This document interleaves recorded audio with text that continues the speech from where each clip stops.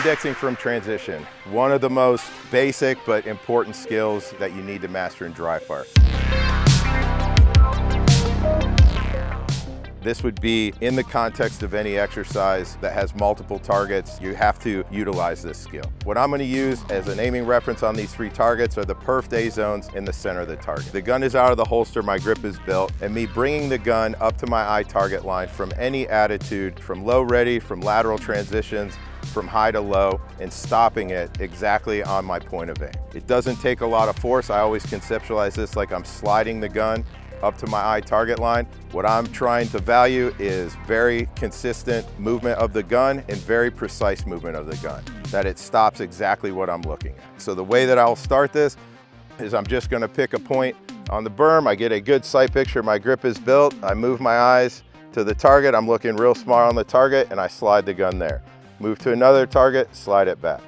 Come down from a lower ready up to the target, assessing does the dot stop exactly on my point of aim. What I think a lot of guys will see on the performance side is when they do this, they're putting too much force into the gun. I'll start, aim, their eyes come over, and they snap the gun over, right? You see that shake my whole body below the waist, my base is affected, and what I see on the target is the dot is not stopping exactly on my point of aim. There's a little bit of wobble, and then that has to bleed off. That stuff I'm always trying to get rid of. All right, Jeff, for indexing from transition, we'll start at like kind of an extreme low ready. So our grip is built. I'm burning a hole in a very small spot on that target. I was using the perf A as the aiming reference, right? And then on the beep, just level the gun up to your eye target line and you're assessing, does the dot stop over that point of aim? Okay. All right, go to the target to the right,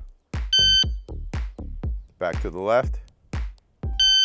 Am I positioning my eyes there and then moving, or am I just moving them both at the same time? Your eyes always need to be ahead of the gun. I think initially for guys, we'll put the gun up on that target. Like this is not how we would shoot. I'm gonna push my eyes to that target, leave the gun on target 1, push my eyes to target 2, right? Slide the gun over, right? Okay. Come back to target 1, slide the gun over. Go all the way to target 3 where you may need head movement now. Okay.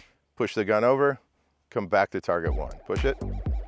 What we're doing there is we've segmented the skills, right? And then in terms of performance, we just keep rounding the corners on that. Okay. What I don't want to do though is be connected to the dot and I follow the dot over there.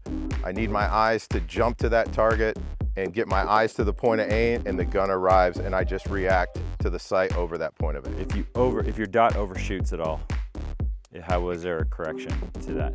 Usually when you see the dot overshoot, you'll be following the dot. Okay. You think of it, if I stare at my finger, right, and I lose awareness of where it is exactly on that point of aim, I know brown's behind it, and I follow that finger. As I come over, I'll typically go past my point of aim and slide back to it. That's the first cue that you get that you're probably connected to the dot. So initially when we start training this, we'll get guys to move their eyes ahead of the gun, and then the gun follows.